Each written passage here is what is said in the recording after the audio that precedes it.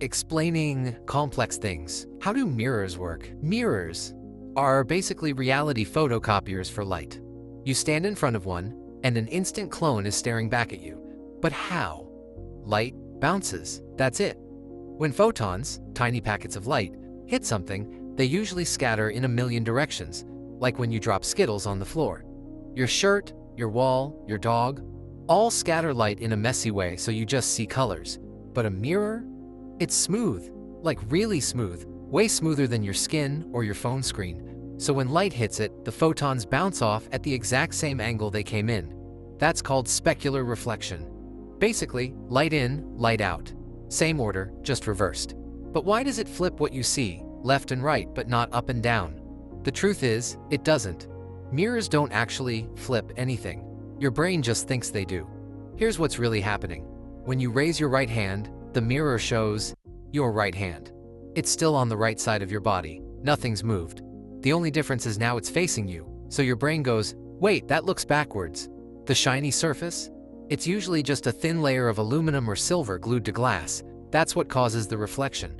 Without it, a mirror would just be a transparent piece of glass. Why do onions make you cry? Onions look innocent. They're just little vegetable bulbs sitting quietly in your kitchen.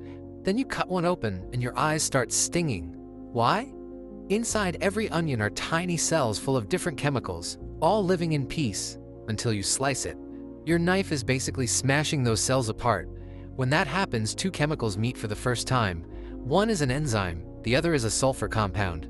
Mix them together and they create a brand new chemical with a scary name, syn-propanethyl S-oxide. That chemical turns into a gas, and when it floats up into your face, your eyes freak out. They think they're being attacked, so they send a signal to your tear glands. Flush it out.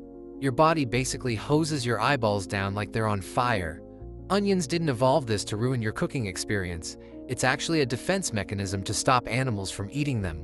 Turns out, it doesn't work. We still eat them. We just cry too. If you want to cry less, chill the onion before cutting. The cold slows the chemical reaction, or cut it under running water so the gas can't reach your eyes.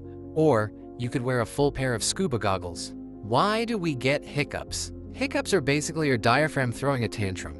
Your diaphragm is a big muscle under your lungs that helps you breathe. It moves down when you inhale, up when you exhale. Normally it's fine, but sometimes it just spasms. When that happens, your lungs suddenly suck in air way too fast. Your vocal cords slam shut, and that makes the classic hic sound. Why does it spasm in the first place? It could be for a variety of reasons. Maybe you ate too fast, or drank something fizzy, or laughed so hard your breathing went off script.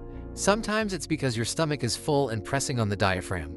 Scientists aren't 100% sure why humans hiccup, but one theory is that it's a leftover reflex from way back when we were tiny tadpole-like creatures learning to breathe. Basically, your body's still carrying an ancient glitch. Most hiccups go away on their own, but that doesn't stop people from inventing wild cures. You've probably heard of the main few: holding your breath, drinking water upside down, being scared half to death. Do they work? They can, but maybe you just stopped hiccuping by chance and gave your friend all the credit. How do cats always land on their feet? If you drop a cat, gently of course, unless something's gone very wrong, it's going to twist in midair and stick the landing like an Olympic gymnast. This isn't luck. It's called the righting reflex, and it's one of the coolest bits of animal engineering nature ever came up with. The righting reflex kicks in the instant a cat's brain realizes it's falling. Inside their inner ear is a special balance system, the vestibular apparatus, which works like the world's tiniest gyroscope. It constantly tracks which way is up, even when the cat is spinning. The second the cat senses it's upside down, a chain reaction begins. Step 1. The head turns. The cat locks its eyes on the ground, like a fighter pilot lining up a landing strip. Step 2. The front half of the body twists one way, the back half twists the other. Cats can do this because their spines are insanely flexible. They have more vertebrae than we do, and no stiff collarbone to get in the way. Step 3. Once facing the right way, they spread out all four legs, arch their backs, and puff out slightly. This increases air resistance, slowing the fall, kind of like a tiny parachute, made of fluff. Cats are also surprisingly light for their size, which means they don't slam into the ground with as much force as a heavier animal. In fact, past a certain height, they actually have more time to adjust and slow their descent, which is why some cats have survived absurdly high falls. There's even a term for this: high-rise syndrome. Vets use it to describe cats that have fallen from apartment buildings and walked away with minimal injuries. The writing reflex starts developing in kittens at just a few weeks old, and by around 7 weeks, most have mastered it. It's instinct, not training.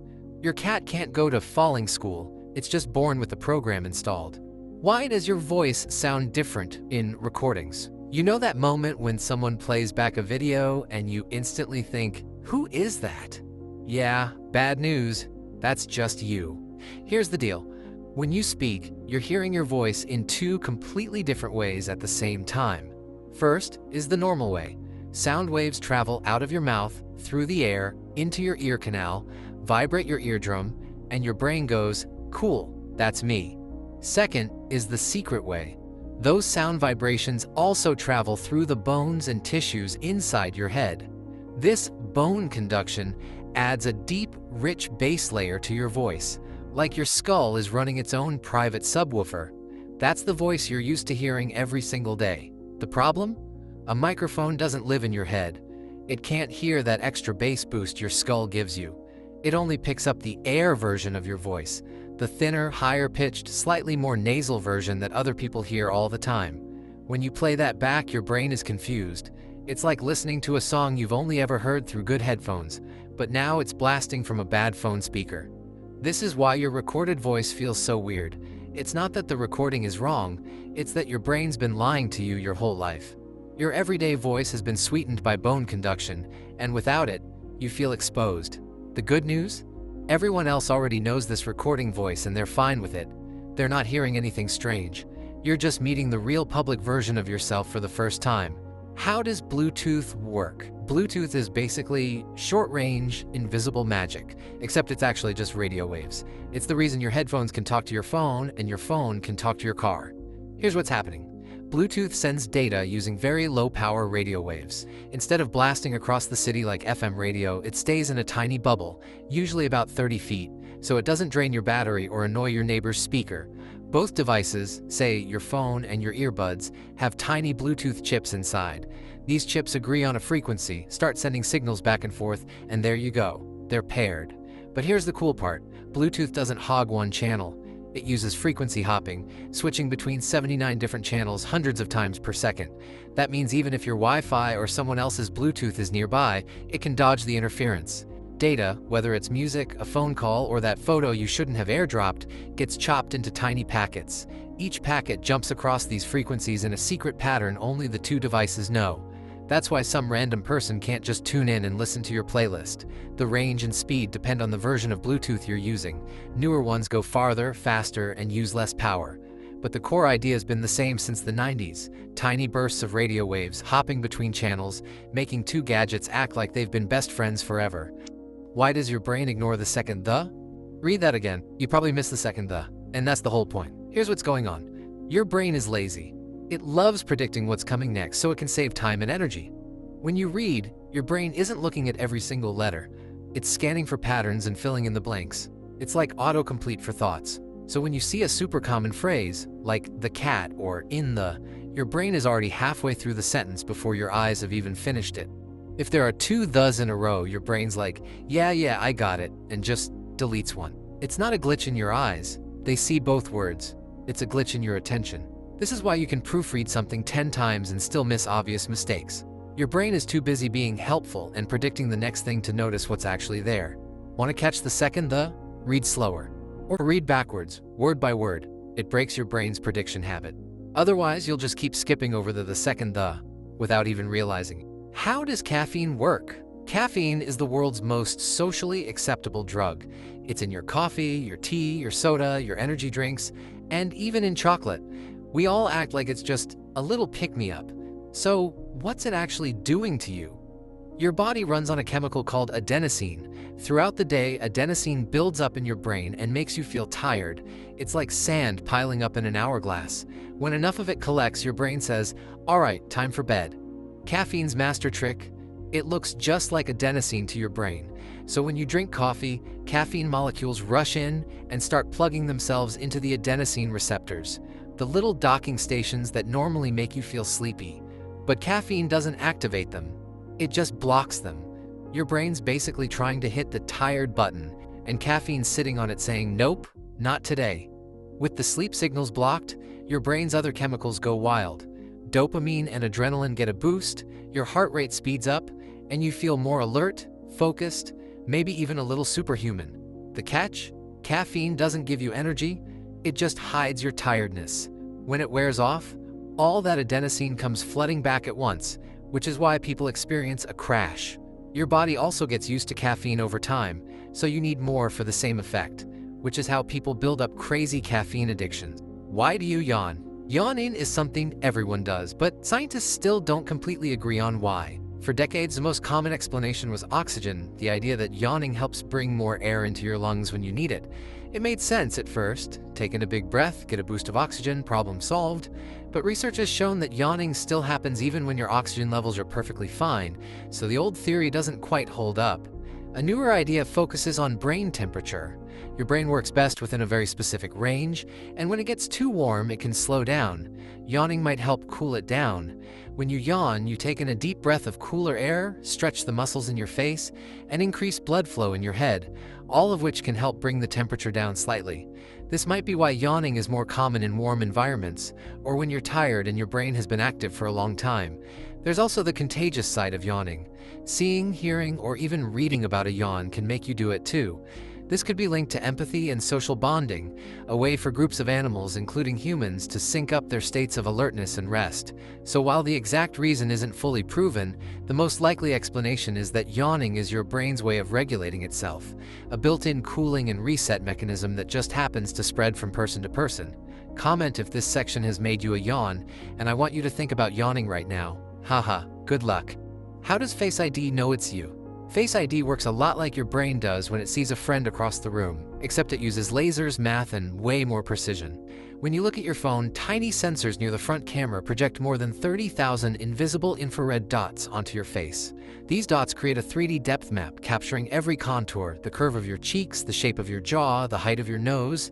It's not just a photo, it's a full mathematical model of your face. The infrared camera then takes a picture of those dots and the rest of your face in infrared light. This data is turned into a series of numbers, a unique face signature, and compared against the encrypted version stored inside your phone from when you first set up Face ID. If the two match closely enough, your phone unlocks. It's designed to work in different lighting, with hats, glasses, or even facial hair changes. That's because Face ID doesn't just rely on surface details, it measures the depth and relative positions of your features, which are harder to change. So when you glance at your phone and it just opens, it's not guessing. It's reading a complex 3D map of you in under a second, deciding with near-perfect accuracy whether it's really you, and allowing you to unlock your phone. Basic financial concepts explained simply. Taxes. Picture this. Imagine you just had a hard month at work, slaving away flipping burgers at your local McDonald's. You're in bed when you get an email from them. It says you've been paid $2,000. But your bank account only gets $1,456. You scroll down the stub: federal income tax, state tax, Social Security, Medicare. This is the modern ritual of giving away a chunk of your money to invisible forces, and they expect you to say thank you. Here's the deal. Taxes are the cost of civilization. You pay, the government builds roads, funds schools, makes sure your favorite taco truck isn't infested with rats, and sends billion-dollar missiles to places you've never been. But there are different types of taxes. Income tax, which hits the money you make. Sales tax, which hits the money you spend. Capital gains tax, which hits the money your investments made while you were asleep. The government takes a little bit of every dollar. Nearly everyone also pays Social Security tax and Medicare tax. Basically, Social Security tax is like the government forcing you to save for your retirement. They force you to save money now, and you get it paid back to you over time when you retire. Medicare, however, is a health insurance tax that goes to supporting older people or people with serious health issues. Now comes filing your taxes. Oh boy, the government knows how much you owe, but it makes you guess. How cool. If you're right, no worries, but if you're wrong, you're cooked. When it comes to actually paying taxes, some people pay every few months, some people pay yearly, and then there's those people that don't pay at all and end up in documentaries. I get that taxes are annoying, but it's not all bad. Countries with higher tax rates generally have a higher quality of life all round. Thanks. So, you walk into a bank, hand the cashier your money, they count it, smile, and tell you it'll be added to your account. You walk out and think, great, now it's sitting in a vault somewhere, being guarded by a dragon. But in reality, the money's already gone. Most people think of banks like a big safe with only one job: guarding people's money, but in reality, they are just a middleman or a matchmaker for financial transaction. When you deposited that $1,000, the bank took $900 of it and gave it to someone who wants to buy a jet ski. That system is called fractional reserve banking, which basically relies on the idea that they only actually need to keep a fraction of the money on hand because not everyone is going to show up at the same time asking to withdraw 100% of their account. That is, unless it's 2008, of course, when people lined up to withdraw the entirety of their account, which caused the entire system to crumble. Banks make money by lending your money at a higher interest rate than they are giving you. That's really it. You're the supply of money, and the person borrowing is the demand. The banks entice you to deposit your money because of a few reasons. It's much easier and more convenient to spend on a card or transfer than carrying around cash all the time. They are literally paying you to hold your money with them in the form of interest. It is much safer to keep your money in a bank than in a shoebox in your room. In the US, most banks are insured up to $250,000 per person, meaning no matter what, the government assures you that your money, up to $250K, is safe. Interest. Imagine you borrow $1,000. You have to pay back $1,280. Why? Because of interest. Interest is money's way of charging rent to exist in someone else's hands. When you borrow, interest is the price tag for using someone else's cash. When you lend or save, interest is the reward for being patient and boring. There are two main types. Simple interest is like, here's a flat fee, thanks for playing. Compound interest is, every dollar I gave you now has clones, and they also want rent. Let's say you owe 20% interest on a credit card. You miss a payment. Now your interest is earning interest. Soon, your $12 burrito turns into a $50 regret. On the flip side, investing at 7% annual compound interest, that's your money duplicating itself like a cheat code. $100 becomes $200, then $400. Then one day you wake up and you're old, rich, and a little smug about it. This is why interest is the silent engine behind both wealth and debt. In loans, it's the slow burn that turns small mistakes into financial fires. In investments, it's the time bomb that turns small gains into massive wins. So what's the hack? If you're paying interest, kill it fast. If you're earning interest, let it sit, feed it, and give it time. Interest is either your worst enemy or your best unpaid employee. The choice is in who's collecting it. Inflation. Okay, so you bought a bag of chips. Open it up, and it looks like it's already been half eaten. You check what you paid, 30% higher than last time. Then you realize you've just been hit by inflation. Inflation is what happens when money slowly gets less valuable over time. Not overnight, not with fireworks, just a slow erosion. Your $5 bill, still technically $5, but it buys less instant noodles, less gas, and doesn't actually have as much value as it did before. So what actually causes it? Sometimes people just have too much money. Everyone's got cash, and they all want to spend it on the same stuff. Let's say 2,000 people want this $500 TV, but the business only has 1,000 TVs for sale. So the business goes, oh, everyone wants this TV? That'll be $800 now. Sometimes it's supply chains with hiccups or problems, making the cost of producing a good or service more expensive, meaning the cost of that good or service must rise. Or sometimes, just cause. Expectations can cause inflation. If people think prices are rising, they'll spend more now, driving prices up faster. It's a self-fulfilling economic prophecy. A little inflation is normal, even good. 2% a year? That's fine, predictable. But if it spikes, savings die, wages lag. The government tries to fight inflation when this occurs, by raising interest rates. When the government raises interest rates, people are paying more interest, or it's more expensive to get a loan, meaning they have less money to spend on things like TVs. This causes a reduction in the amount of spending, pretty much cooling off the economy. Recessions. A recession is when the economy decreases for at least 2 quarters or 6 months in simple terms. One day you're fine, you've got a job, bills are paid, you might even be planning a trip with the family, but suddenly there's layoffs, the stock market's only going down. In a recession, jobs vanish, companies cut costs, and everyone saves their money for necessities instead of buying things they don't need. Why does a recession happen? It could be a range of things. Could be high interest rates, making borrowing too expensive. Could be a global crisis, war, pandemic, rogue container ship. Could just be the economic cycle doing what it does best. Boom, peak, bust, reset. Think of the economy as a party. In the boom phase, everyone's dancing, drinks are flowing. But eventually, the lights flicker, reality hits, someone checks their bank account, and suddenly, the DJ's playing sad lo-fi beats about corporate downsizing. Recessions aren't forever, they're resets, painful ones. Governments might lower interest rates, send out stimulus, or just hope people start buying overpriced coffee again. Eventually, spending returns, businesses rebuild, growth resumes, but not without scars. Credit scores. A credit score is a shadowy algorithm that knows your name, your past, and how many times you paid your credit card late in college. A 3-digit number that decides whether you get a house, a car, or a soul-crushing 27% interest rate on your new TV. This number isn't about wealth. It's about trust. Lenders want to know, if I give this person money, will they actually pay me back? The score has a range from 300 to 850. Below 580, you're a walking red flag. Over 750, you're sparkling with adult credibility. Most people, stuck somewhere between 640 and 790. How is a credit score calculated? Payment history. Do you pay on time? This is the big one. Credit utilization. How much credit are you using versus how much you could? Credit age. How long you've had accounts. Credit mix. Cards, loans, mortgages. Variety helps. New credit. Too many recent applications?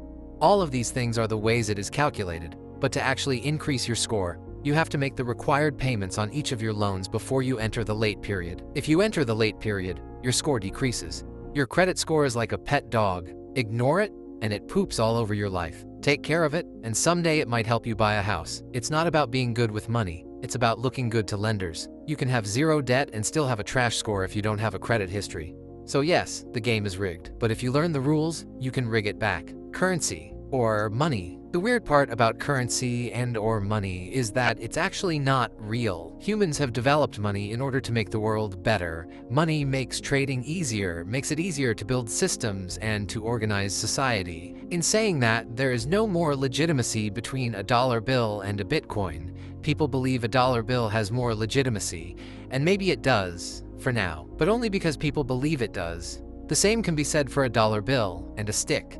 The only reason a dollar bill can buy something, and a stick cannot, is the fact that we as a society have agreed that a dollar bill is worth something, while a stick is not. So how does money actually work? Well, the government prints it, the central banks regulate it, and everyday people trade it in exchange for goods and/or services. The reason the banks have to regulate it is because if the government prints too much, then inflation kicks in and everyone's money becomes monopoly money. If the banks make it so there is too little money, no one can afford to live. Currency, or money, is a social construct built on a shared belief and trust. Investing. So you know what inflation is now, and the best way to combat inflation so your money doesn't become less valuable is investing. Investing is what happens when your money stops sitting around and starts working for you. Instead of trading your time for money, you're trading money for more money. The problem is there is risk involved. What can you actually buy? Stocks. Tiny ownership slices of companies. If the company grows, your slice becomes more valuable. Bonds. Basically, you loan money to a government or company, and they pay you back with interest. Funds. Collections of stocks and bonds so you don't have to play financial games one by one. Real estate. Property you hope someone else pays to live in. Forever. Of course, there are other things, but they are considered the main one. Investing isn't about being lucky. It's about being early, diversified, and patient. Most wealthy people didn't win the lottery. They just gave compound growth 30 years to do its thing. And yes, investing comes with risk. Markets go up, markets go down. But the real danger isn't losing money. It's never investing and watching inflation quietly steal your future. Value. This one is more complex, but everyone should understand it. Imagine you pick up a rock. It's just a rock. Now imagine that rock is shiny and yellow. That's gold. It's rarer than an average rock, so there's a higher value placed on it. Gold is not actually worth more than the average rock, it's just worth more to humans because we place a higher value on it. Understanding this is what allows people to become rich. If you provide a lot of value, you will earn a lot of money.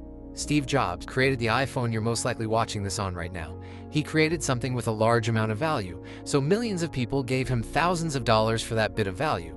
It's the same reason that doctors and lawyers earn so much money. The value they provide is large, and people are willing to pay a large amount of money for their service. Value is the same reason Gucci or Louis Vuitton can sell the same handbag as Target, but charge 100 times the price. People perceive it as more valuable, so it is. If you can figure out how to create value, even if it's not real value, you can make a lot of money. Time. Time is the most valuable asset in the world. And the best part, almost everyone starts with a lot of it. You probably have a lot of it left, but no one gets an unlimited supply. Most people work jobs where time is traded directly for money. 1 hour, 1 paycheck, simple math. The top earners have figured out how to make their time worth millions. And the difference isn't magic, it's skills, leverage, and how well you've trained your hours to work for you. But nowhere does time work harder than in investing. There is no greater force in wealth building. Not luck, not income, time. Because wealth isn't built in days, it's built in decades. Money that sits quietly in an investment doesn't just grow, it multiplies. Slowly at first, then faster. That's why ordinary people with modest paychecks can retire with 7 figures. They didn't beat the system, they used the system. A little money, invested consistently, given enough time, becomes a lot of money. Every way to get rich. Scammer, you wake up one morning and decide you're too smart to work a normal job. Why would you waste 40 years in an office when you could just convince some guy in Ohio that you're a Nigerian prince who needs help moving $15 million? You start small. Fake concert tickets, a couple of dodgy eBay listings, maybe an investment opportunity that's really just your bank account. Then you branch out. A pyramid scheme, a fake charity, maybe even a whole Shopify store selling products that don't exist. Before you know it, you've mastered the art of taking money from strangers without ever meeting them. Then one day you hit it big. You set up a fake luxury watch business, slap some stock photos on Instagram, and start selling $10,000 Rolexes for $7,500. The orders flood in, your bank balance explodes, and you can't believe people are still falling for it. Everyone hates scammers, but they also kind of admire the hustle. Right up until the FBI knocks on your door at 4 a.m. and suddenly you're explaining to your cellmate how you once sold thin air for 6 figures. The inventor. You're sitting in your garage at 2 a.m. surrounded by half-broken appliances, empty Red Bull cans, and all you can smell is burning plastic. Most people would look at a pile of junk and see, well, a pile of junk. But you see the next big thing. You've already failed with the self-toasting bread knife and the solar-powered flashlight, but this time feels different. You cobble together a weird-looking prototype using duct tape, spare wires, and an old blender motor, and somehow it works. You slap a ridiculous name on it, post a video online, and overnight it goes viral. Suddenly, big companies are calling you with offers in the millions to buy your idea, and you have no idea how to even respond. 1 month later, you're rich, famous, and giving TED Talks about innovation, conveniently leaving out the part where your billion-dollar idea was born because you accidentally glued the wrong parts together. Pro gamer. Your parents told you playing video games all day would never make you money. Now you're sitting in a $4,000 gaming chair with a PC that is worth more than a car. You are racking up sponsorship deals for pressing buttons really fast. When you first started, you were playing with your mates in your bedroom, streaming to an audience of 3 people. You, your mate, and Nightbot. But then you got good, really good. You carried your friend to third on an online tournament, then another, and suddenly you've actually got a decent teammate. You guys get flown out to an arena where thousands of screaming fans are watching you frag strangers on a giant screen. You're earning more from prize money, merch, and brand deals than your parents did in their best year combined. And the best part? All those hours they called wasting time were actually career development. Now you never have to touch grass and can game all day without anyone telling you it's a bad idea. Lawsuit lottery winner. When people ask what you do, you tell them you're a lawyer at a local firm because it sounds respectable. But the truth is you've never studied law a day in your life. Your career started the afternoon you fell down the stairs at McDonald's. You hired a personal injury attorney, claimed the stairs were unsafe, and spent months in court listening to real lawyers argue over the angle of a handrail. You sat there in a suit, nodding like you understood the legal jargon, while secretly wondering if you'd win enough to pay off your car. Then one day the verdict came in. McDonald's had to cut you a settlement so big you've been coasting ever since. Now you introduce yourself as working in law, even though the closest you've ever been to practicing it was signing the NDA at the end of the trial. Freelancer? You like to tell people you're self-employed, which is just another way of saying you've beaten the system. No boss, no commute, no pointless Monday meetings. Just you, your laptop, and the freedom to work from anywhere. You started with small gigs, a bit of writing here, a logo design there, but it didn't take long before you were charging real money for work you could do in sweatpants. Now you wake up when you feel like it, take lunch breaks that last 3 hours, and work from beaches, coffee shops, or your bed if you feel like it. You set your own rates, pick your own clients, and never have to ask permission to take a day off. Sure, sometimes you're still working at 2 a.m., but that's only because you decided to spend the whole afternoon doing absolutely nothing, and you love it. Politician. You realize one day that making money doesn't always mean earning it. Sometimes it just means getting elected. You started small, shaking hands, kissing babies, and promising things you have no intention of delivering. You run for a local seat, win by a landslide, and suddenly you're collecting a government paycheck for sitting in meetings and nodding at things you don't understand. The salary looks decent, but the real money, that comes later. campaign donations that just happen to stick around, inflated consulting fees from friends of friends, and those property deals that conveniently go through companies owned by your family. Every speech you give is carefully polished to sound inspiring but vague enough that it could mean anything. You learn to speak for 20 minutes without actually saying a single concrete thing, and somehow that skill alone keeps you in office for decades. By the time you retire, you've gone from broke idealist to millionaire public servant. Half the people still think you did it for them, while the other half can't prove otherwise. You spend the rest of your days sitting by the pool in your mansion. Drug dealer. You figure out early on that supply and demand works a lot faster when your product is addictive. When you first start, all you do is a few sales here and there to friends. You move on to the club bathrooms where you pretty much force unwilling people to buy from you. But then the word spreads. Your friend's friend needs some ASAP. Suddenly you're making more in a weekend than most people make in a month. And all you had to do was answer a few late-night calls and meet people in parking lots. You upgrade your car, your clothes, and your phone, and everyone assumes you just have a good job. The truth is, your office is the backseat of your car, and your business hours are whenever someone's desperate enough to pay double. It's risky, sure. One wrong move and you're in handcuffs, but the money's so fast it feels like the rules don't apply to you. You tell yourself it's just temporary, a quick way to stack some cash. But deep down, you know that once you've had a taste of this kind of money, a normal paycheck will never feel the same. Investor. When you were younger, you realized that the real money isn't in working harder, it's in making your money work for you. You start with a little savings, maybe a few shares in a company your dad told you was good, and suddenly you're hooked. The charts become your friend, every dip looks like an opportunity, but you're very scared to buy, and every gain makes you feel like a genius. You diversify between stocks, real estate, maybe even a few risky plays in startups your friends have never heard of. Some bets crash, others explode, but the wins easily outweigh the losses. Your goal is earning more from passive income than you ever did at your old job, and your workday now consists of checking numbers on your phone between rounds of golf. People think you're lucky, but you know it's part skill, part patience, and part ignoring the urge to panic sell. Even though you have made it, you still get the urge to panic sell the dips and buy more at all-time highs, but at least you've made it now.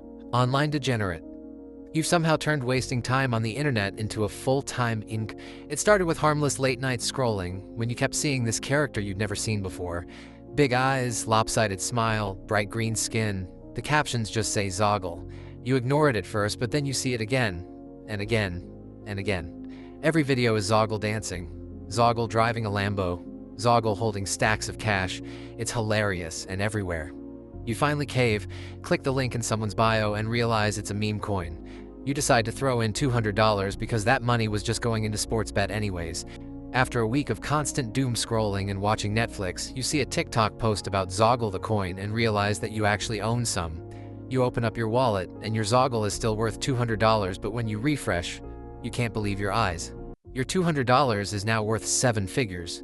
You have no idea how or why it happened, but somehow you've gone from a random guy on TikTok to an accidental millionaire, all because a smiling green blob wouldn't leave your feed. You decide to cash out half and leave half in, just because you love Zoggle himself.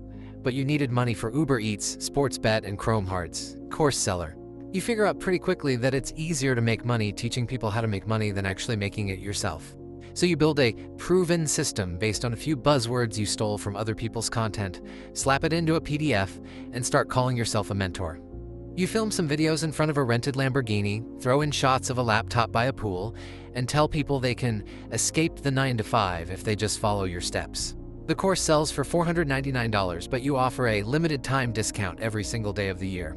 Before long, strangers are wiring you thousands for information they could have Googled for free, and you're making more from selling the dream than you ever did chasing it. Deep down, you know most of your students will fail, but that's fine. Every failure just makes them more likely to buy your next course. Incorrect facts. Everyone still believes breakfast is the most important meal of the day. You've heard it your whole life. Breakfast is the most important meal of the day. Sounds like a golden rule of health, right? Nope. That line didn't come from some groundbreaking medical discovery. It came from marketing. Back in the late 1800s, a guy named John Harvey Kellogg, aka the Cornflakes guy, started pushing breakfast hard. Then in the 1900s, food companies ran with it because they were selling cereal by calling it essential. It worked so well that now people think skipping breakfast is practically a crime. But here's the truth. Science doesn't back this up. Eating breakfast isn't a magical key to weight loss, better focus, or a longer life. Studies show what really matters is your overall diet and lifestyle, not whether you ate eggs at 8 a.m. Some people genuinely feel great eating first thing in the morning. Others feel sluggish and prefer to wait. Intermittent fasting is literally the act of entirely skipping breakfast, and lots of people around the world thrive on that. Your body runs on energy from the food you've eaten over time, not the clock. If you're hungry in the morning, eat. If not, then just skip it. Camels store water in their humps. Everyone pictures camels as walking canteens, storing gallons of water in those big humps on their backs. Sounds logical, right? A desert animal, a giant hump, must be a water tank. But here's the reality. Those humps are made of fat, not water. Camels store up to 80 pounds of fat in there, and that's their energy reserve. It's like their portable snack bar. When food is scarce, they burn that fat to survive.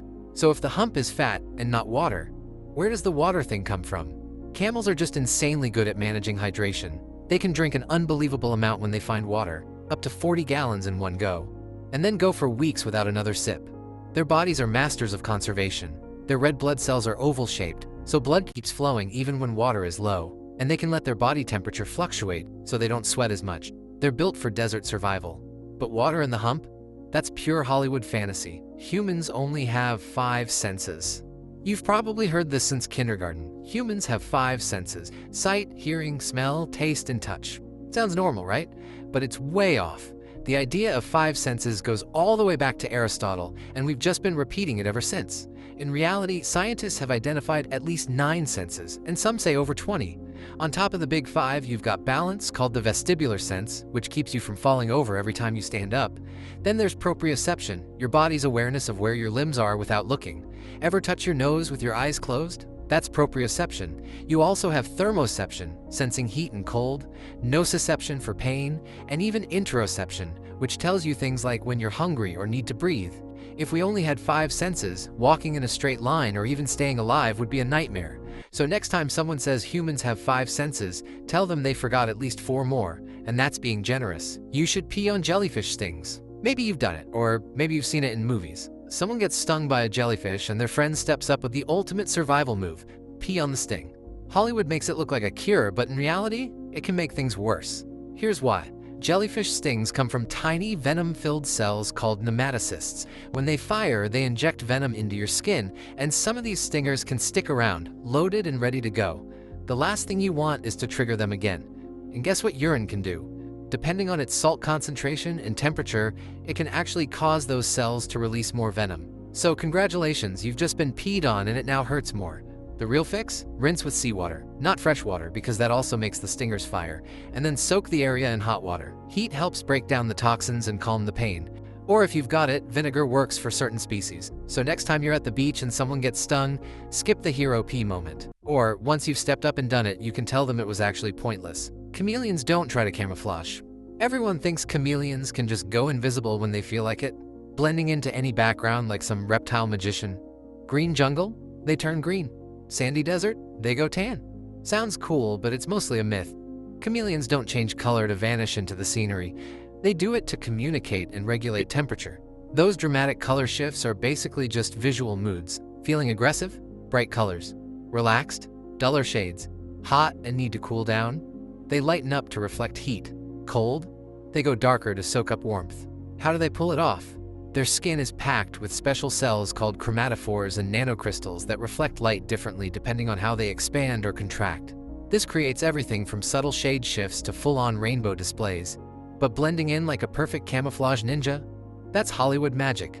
Sure, they might match some natural colors by coincidence, but they're not out here repainting themselves in order to blend in and become invisible. Carrots give you night vision. You've heard this one forever. Eat your carrots and you'll be able to see in the dark. Sounds awesome, right? Sadly, it's pure myth with a little history twist. Carrots do have beta-carotene, which your body turns into vitamin A, and vitamin A is crucial for healthy eyes. But does it give you night vision powers? Not even close. If you're severely deficient in vitamin A, carrots will help restore normal vision, but they won't turn you into a nocturnal predator. So where did this myth come from? Blame World War II propaganda. The British Royal Air Force had radar tech that let them spot enemy planes at night, but they didn't want Germany to know.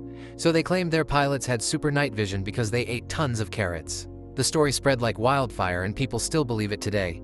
Carrots are great for you, but if you're hoping to ditch your headlights after a few carrots, forget it.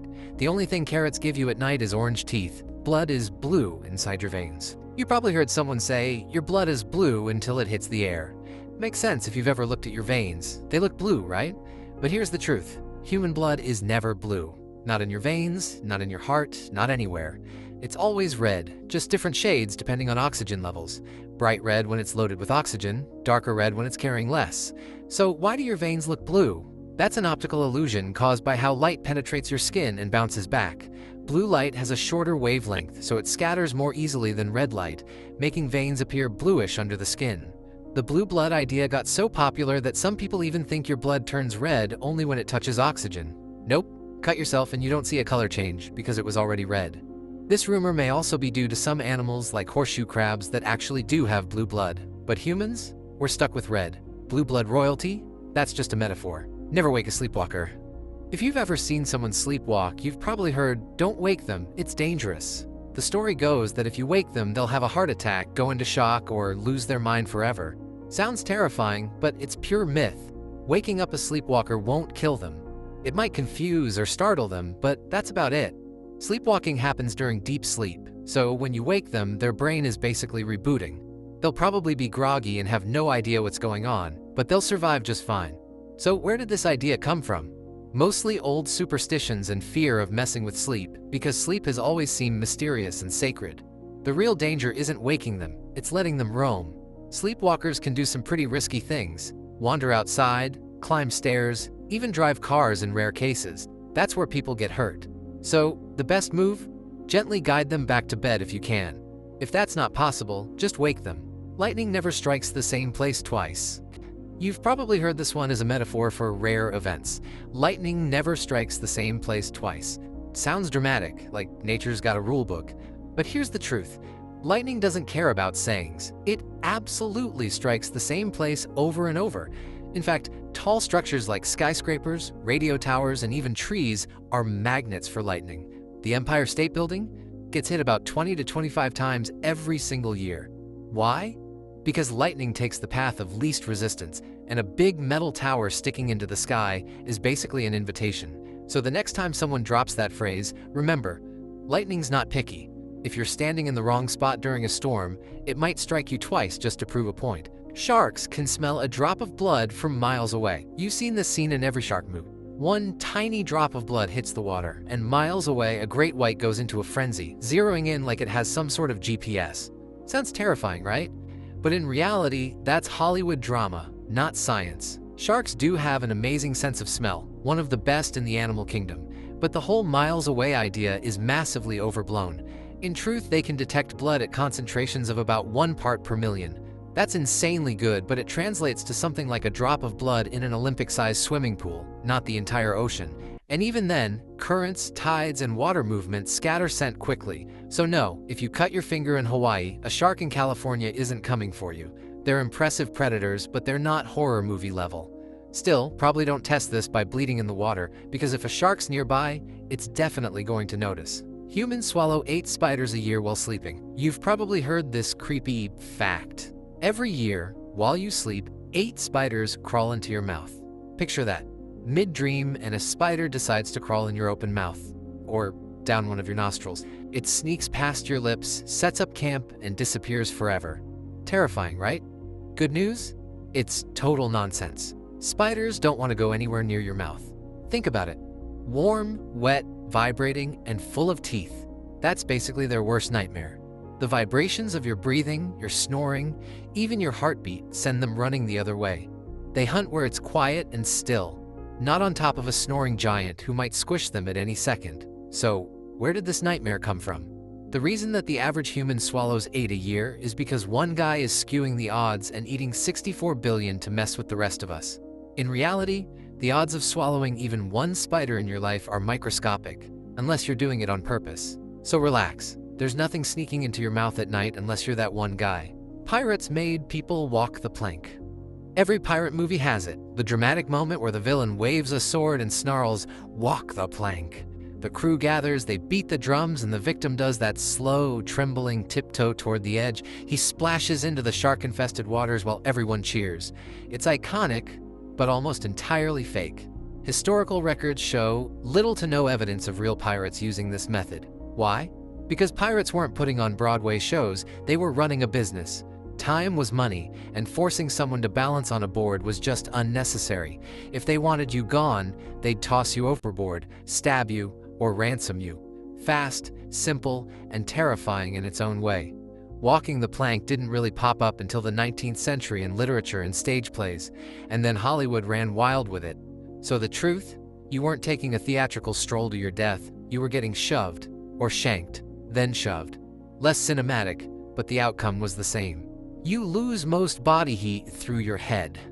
You've probably heard this one from every parent ever. Wear a hat or you'll freeze. Most of your body heat escapes through your head. Sounds legit, right? It even sounds scientific, like your head is some kind of chimney that blasts heat into the cold winter air. But it's a myth born from bad science. The idea came from a 1950s military experiment where soldiers in freezing conditions wore winter gear, except on their heads. Of course they lost more heat there. That was the only bare skin exposed. The truth is, heat escapes from any uncovered skin, and it's proportional to the surface area. Your head is only about 10% of your body, so unless you're some kind of giant floating head, it's not where you're losing most of your warmth. If you went outside naked wearing just a hat, you'd still freeze in minutes. Of course a hat still helps in winter, but so do pants, gloves, socks, and literally anything else covering your skin. If you want to stay warm, dress like a human. Owls are wise. Owls have been the animal symbol for wisdom forever. Ancient Greece made them Athena's mascot, storybooks give them glasses, and cartoons treat them like professors. They're perched on the shoulders of wizards, dishing out advice in magical forests, and for centuries we've treated them like nature's philosophers. But in reality, owls aren't the geniuses of the bird world. They're more like the strong, silent type. Yes, they're incredible hunters, but that's instinct, not IQ. They're night assassins, not professors. Compare them to crows or ravens, which can solve puzzles, recognize human faces, and even use tools, and owls look kind of clueless. Crows can drop nuts on crosswalks so cars crack them open. Owls? They just sit there looking mysterious. Their huge eyes and fixed stare make them seem deep and thoughtful. But that's just biology, not them being all deep. So next time you see an owl staring into the distance, it's not thinking about life's big questions. It's thinking mouse or frog. Chickens can live without their heads for a few seconds. Everyone knows the phrase, running around like a headless chicken. But most people think the story ends in seconds. You chop off the head, a little flapping, and then done. But the truth is way stranger. Sometimes that headless chicken doesn't just twitch, it keeps on living. Not for seconds, not even for minutes, but for hours. In one famous case from 1945, a chicken named Mike lived for 18 months after losing his head. How is that even possible? Turns out the brainstem, which controls basic life functions like breathing and heartbeat, can stay intact if the cut is high enough. So Mike's body just kept going. Farmers fed him through an eyedropper straight into his throat, and he became a national celebrity, traveling the US as the Headless Wonder Chicken. Think about that for a second. You're looking at a chicken with no face, no eyes, no beak, just a body and a pulse. Was he aware? Could he feel anything? Or was it pure instinct driving him on? Scientists aren't sure, and honestly, I couldn't tell you either. I hope you enjoyed this video. Please give me video ideas you want to see in the comments.